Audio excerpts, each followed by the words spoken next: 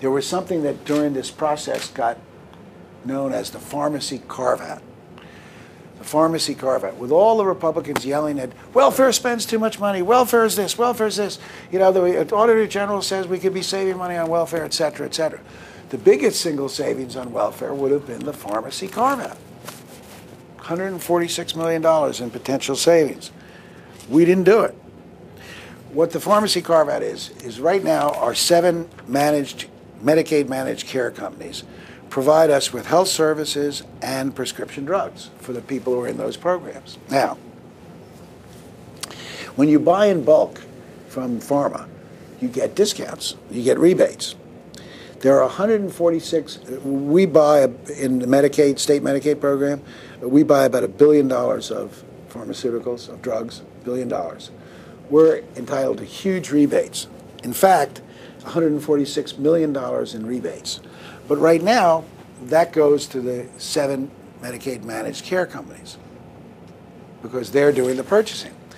We wanted to carve out of their contract prescription drugs. We wanted to be the buyer of the prescription drugs, supply them back to them.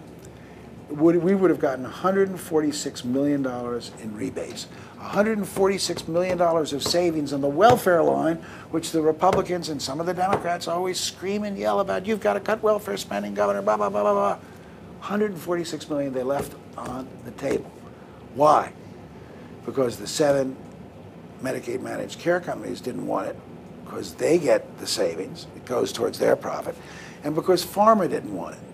Pharma doesn't want to go down that line. First of all, pharma negotiates with the MCOs, and they don't really get $146 million. They get less than that because pharma negotiates.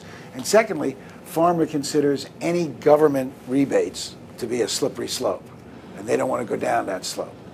So you had pharma, and you had the 7 MCOs against it. Now, let me ask you all another rhetorical question. What do pharma and the 7 Medicaid managed care companies do very well?